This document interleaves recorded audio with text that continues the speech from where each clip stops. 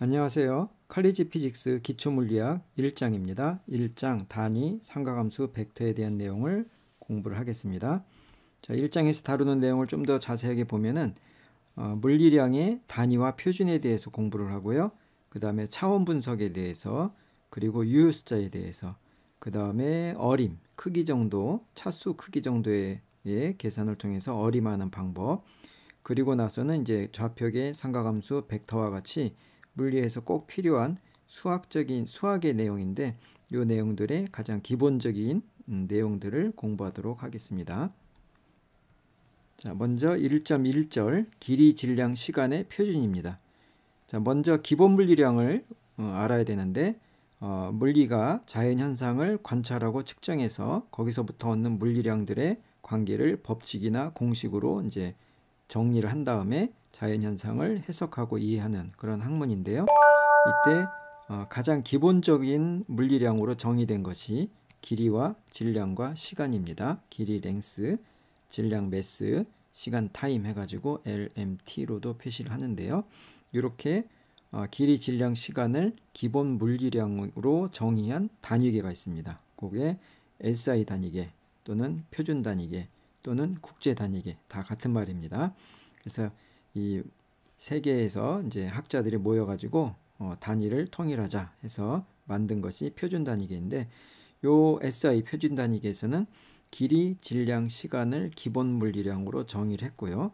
물론 요 세 가지만 있는 게 아니라 네 가지가 더 있습니다. 7개의 물리량을 기본으로 정의했는데 그 중에 이제 3개만 소개를 하는 건데, 3개의 기본 물리량을 정의하고 그 물리량의 측정값에 이름을 붙여서 단위의 이름을 붙였습니다. 그러니까 어떤 물체의 길이를 측정했는데 그 길이가 뭐 1.2가 나왔다. 그럴 때 이게 물체의 길이니까 길이의 단위 미터를 표시한 겁니다. 그래서 이름을 이제 단위가 측정값에 붙이는 이름이다. 그렇게 이해하면 되는데, 길이는 미터, 그 다음에 질량은 킬로그램, 그 다음에 시간은 세컨드, 그렇게 이름을 붙였습니다. 이건 잘 알고 있죠. 그리고 기호를 이용해서 측정값을 표시하게 됩니다. 그래서 미터, 킬로그램, 세크, S 이렇게 기호를 쓰고요. 그래서 1.2다, 1.2m다 그러면 딱 봤을 때 이 단위를 보니까 이건 길이구나 하는 걸 알 수가 있죠. 그런데 여기서 아주 중요한 것이 실제 1.2가 그러면 얼마의 길이를 표시하느냐 하는 걸 정의를 해야 됩니다.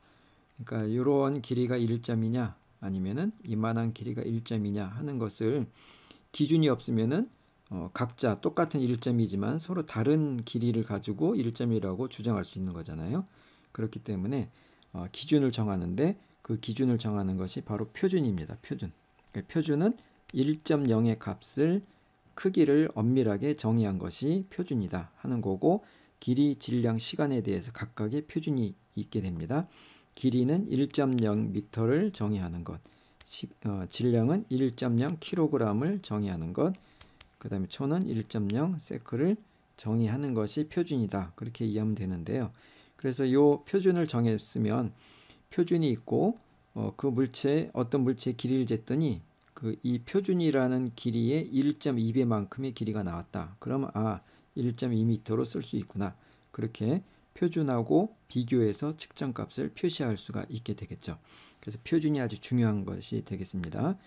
그래서 이 표준이 어떻게 정의되어 있냐면, 먼저 길이에 대한 표준을 살펴보면 1m라는 것은 빛이 진공에서 이만한 시간 동안 이동한 거리를 1m로 표준으로 정의를 하고 있습니다. 이게 숫자가 복잡하지만 이걸 외울 필요는 없는 거고요. 길이의 표준이 정의되어 있다라는 것을 이해하면 되겠습니다. 근데 처음부터 이렇게 복잡하게 정의된 건 아니고요. 처음에는 적도하고 북극까지의 거리, 그러니까 지구가 이렇게 있고 이게 적도면 이게 북극이죠. 이렇게 자오선이 있겠죠. 이런 식으로 이때 이 자오선을 1000만 가닥으로 나눈 다음에 그 하나를 1m로 정의한 건데, 이것이 이제 표준이 되려면 어떤 물체의 길이를 측정하고 얘하고 비교를 해야 되잖아요. 그게 매우 이제 불편하고 부정확하죠.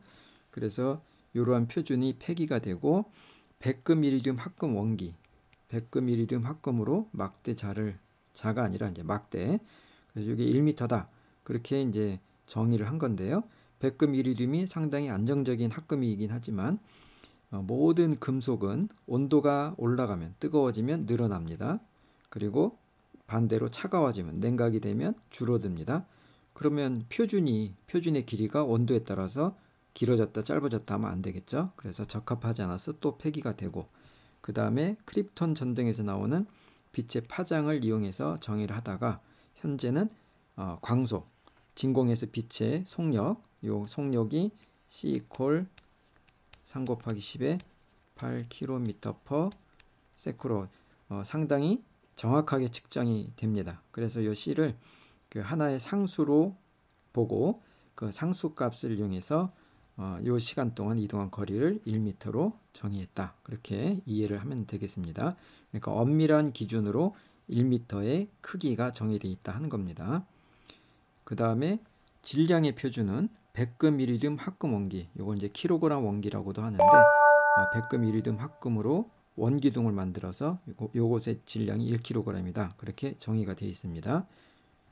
그래서 요 유리병 속에 들어있는 요 부분이 킬로그램 원기가 되는데, 요 킬로그램 원기는 원기둥이 지름, 윗면의 지름, 단면의 지름하고 높이가 길이가 똑같게 제작이 되어 있다고 합니다. 그럼 이제 표면적이 가장 적은 표면적으로 만들 수가 있다고 그러는데, 요것이 이제 원본은 프랑스에 보관이 되어 있고, 요 킬로그램 원기의 복제본을 각 나라마다 연구소마다 이제 하나씩 만들어서 활용을 하고 있습니다. 그 다음에 시간에 대해서는 1초가 세슈먼저에서 나오는 복사선, 이것도 빛이죠. 복사선 주기에 요만한 배를 1초로 정의한다 하는 겁니다. 이것도 숫자를 외우는 게 아니라 이렇게 정의가 돼 있다, 표준이 정의되어 있다 하는 것을 이해하면 되겠습니다. 시간에 대해서도 처음부터 이렇게 빛의 성질을 이용한 것은 아니겠죠. 가장 우리가 경험적으로 시간을 재는 방법이 아침에 해가 뜨고 해가 지는 태양시, 그걸 기준으로 잡을 수 있는데 당연히 태양시가 계절마다 다르죠. 그래서 이제 여러 가지 시행착오를 겪다가 현재는 세슘에서 나오는 복사선 주기를 이용한다. 그렇게 이해하고 있으면 되겠습니다. 자, 이와 같이 표준을 이용해서 이제 길이, 질량, 시간 등의 물리량을 단위를 통일하고 해서 측정을 해봤어요. 측정을 해봤더니 측정되는 길이의 물리량의 측정값의 범위가 상당히 크다 하는 겁니다. 그래서 관측 가능한 가장 큰 크기로는 관측 가능한 우주의 크기를 이제 보니까 10의 26 제곱 정도의 크기로, 물론 이거 근사입니다. 근사, 정확하게 잴 수는 없죠. 근사적으로 보니까 이만큼 크기가 되는 거고, 그에 비해서 작은 물체의 크기는 양성자, 눈에 보이지도 않지만 양성자의 지름은 10-15 제곱미터 정도로 볼 수가 있습니다. 그래서 이 범위를 보니까 10에 얼마나 돼요? 26에서 15를 더하니까 41제곱 정도의 범위로 이 측정값이 쭉 벌어지는 거죠. 질량에 대해서도 마찬가지입니다. 질량도 관측 가능한 우주의 질량은 10의 51 제곱 킬로그램인데, 눈에 안 보이는, 그러나 우리 주변에 흔하게 있는 전자의 질량은 10의 또 마이너스 31 정도가 됩니다. 이 범위도 엄청나죠. 시간에 대해서도 우주 나이는 10의 17제곱 정도, 그런데 핵끼리 충돌할 때 충돌에 걸리는 시간은 10의 마이너스 22 정도 해서 또 엄청 작습니다. 그래서 이러한 그 측정의 범위가 너무 넓기 때문에 각각의 측정값에 대해서 이걸 다 이 숫자로 표시하면은 이 자릿수가 엄청나게 되는 거죠. 0이 26개나 필요한 거잖아요. 얘는 또 자릿수가 0이 0.000에서 15개가 필요한 거죠. 그렇기 때문에 이러한 것을 중요한 그 숫자하고 크기하고를 분리해서 표시해보자 하는 것이 이제 과학적 표기법이 되겠습니다. 과학적 표기법이라는 것은 이미 여러분들이 접했을 수도 있는데, 어떤 숫자를 이제 크든 작든 어떤 숫자를 1과 10 사이의 수로 표시를 하고, 근데 이제 실제 숫자가 10보다 클 수도 있고 1보다 작을 수도 있죠. 그 크기에 관해서는 10의 거듭제곱의 형태로, 그래서 이걸 곱한 것으로 나타내는 것을 과학적 표기법이다, 그렇게 말합니다. 그래서 예를 들면 쿨롱 상수라는 것이 있는데, 쿨롱 상수는 크기가 이렇게 주어져 있어요. 실험적으로 측정을 해봤더니 이만한 값을 갖는다. 물론 이제 이러한 단위 하에서. 그럴 때 이거를 그 1과 10 사이의 값이니까 소수점, 첫 번째 소수점을 찍고요. 그러니까 8.9 어쩌고 그 다음에 이제 크기는 요 자릿수를 따져가지고 10의 9제곱의 형태로, 그래서 중요한 숫자들하고 크기를 분리해서 곱하기로 표시하는 것이 과학적 표기법이다 하는 겁니다. 요 과학적 표기법도 여러분들이 많이 봐왔죠, 그죠? 알게 모르게. 그 다음에 중력상수 1보다 작아지는 것도 자릿수를 나타내는 소수점 아래 0이 이만큼 많은데 그거를 6.673 이렇게 1과 10 사이의 수로 표시하고 크기는 이렇게 마이너스 11제곱으로 표시하는 것이 과학적 표기법이 되겠습니다.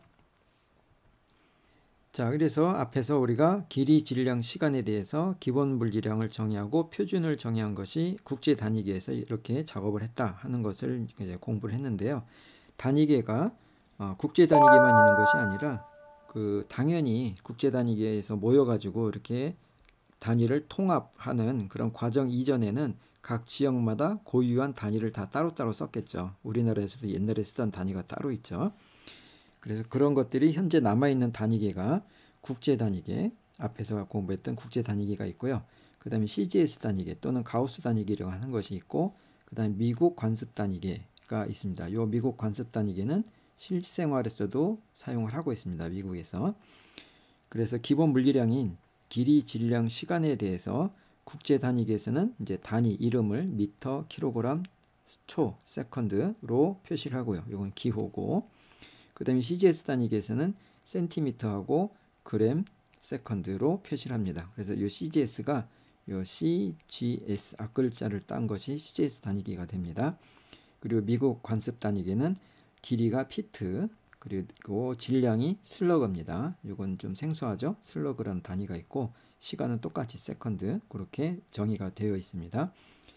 그래서 그 전에 이제 단위가 서로 다르면 의사소통이 어렵고 불편하기 때문에 단위를 통일시킨 것이 국제 단위계, SI 단위계인데, 그렇기 때문에 이제 일반적으로 학교에서 쓰는 모든 교과서, 그런 교과서에서는 요 SI 단위계를 기준으로 설명을 하자, 그렇게 약속이 되어 있습니다. 근데 그 물리 전공의 전자기학 같은 경우는 요 CGS 단위계를 사용하면 공식이 좀 간단하게 표현될 때가 있어요. 그래서 물리 전공을 공부하는 사람은 나중에 CGS 단위계를 접하게 될 거고요. 그리고 미국 관습 단위계는 아직도 이제 실생활에서 이 사람들은 요 피트, 슬러그, 물론 이제 슬러그보다는 질량보다는 그 무게, 파운드 그런 걸 사용을 하겠지만 미국 관습 단위계가 아직 사용이 되고 있습니다. 그래서 이런 단위계 사이에 미터, 그러니까 이 길이에 대해서도 국제 단위계에서는 1미터라고 정의된 값하고 미국 관습 단위계에서 1피트라고 정의된 값이 서로 다르겠죠. 그래서 실제로 같은 크기의 길이를 미터로는 얼마인지, 그 다음에 피트로는 얼마인지를 나중에 구분해서 서로 비교할 수 있어야 됩니다. 자, 이때 국제 단위계나 CGS 단위계를 미터법이라고도 하는데, 미터법에서는 그 앞에서 소개한 과학적 표기법의 크기를 표시하는 10의 거듭제곱 형태 있잖아요. 요것을 이제 좀 더 이름을 붙여가지고 접두어라는 그 형태로 이름을 붙여서 이 크기를 이제 보기 쉽게 그렇게 사용하는 약속이 있습니다. 그래서 이 접두어는 외워야 되는데요. 자, 먼저 크기가 10배인 경우를 데카, 이름은 그러니까 내용은 데카이고 기호를 또 따로 씁니다. 그래서 DA가 데카, 그리고 100배일 때는 헥토라고 그러고요. H라는 기호를 씁니다. 혹시 일기예보 듣다 보면은 태풍이 올라오는데 뭐 중심기압이 몇 헥토파스칼이다 그런 말을 들어본 적이 있죠. 그때 이제 헥토파스칼이라는 것은 100파스칼을 의미하는 겁니다. 그 다음에 1000배가 킬로, 이거는 일상생활에서 많이 쓰죠. 그 다음부터는 이제 1000배씩 증가하는 걸 표시하는데 10의 6, 10의 9, 10의 12 하는 식으로, 그래서 메가, 기가, 테라, 페타, 여기까지는 또 컴퓨터 관련된 용어에서 많이 쓰죠. 그리고 페타, 엑사까지 암기를 하도록 하고요. 작아지는 쪽으로는 10분의 1 대시, 그리고 기호는 D라는 기호를 쓰는데 이 대시는 환경 소음 문제에서 데시벨이라는 말을 들어봤을 겁니다. 이것도 이 벨이라는 단위의 대시니까 10분의 1이다. 그런 의미가 있는 겁니다. 그리고 센티 평소에도 많이 쓰죠. 100분의 1. 그리고 밀리가 1000분의 1인데 이제 밀리까지는 익숙하게 잘 쓰는데 그 다음부터는 요 1000배씩 작아지는 그런 단위로 이제 10-6제곱은 마이크로, 요거는 이제 미생물의 세계가 될 거고, 그 다음에 나노, 요거는 원자의 크기가 나노 단위가 됩니다. 그 다음에 피코는 나중에 축전기에서 전기 용량을 공부하게 되는데 전기 용량의 크기가 피코로 많이 표시가 됩니다. 그리고 fem토는 원자핵의 크기입니다. 양성자의 크기, 원자핵의 크기. 그래서 fem토가 등장하면 핵물리학에서 이제 요 fem토가 많이 등장하고요. 원자 물리학에서 나노가 많이 등장하고 그렇게 됩니다. 그래서 이 크기도 알아야 되고 접두어 이름도 알아야 되고 기호도 알아야 되겠습니다. 이거는 암기해야 됩니다.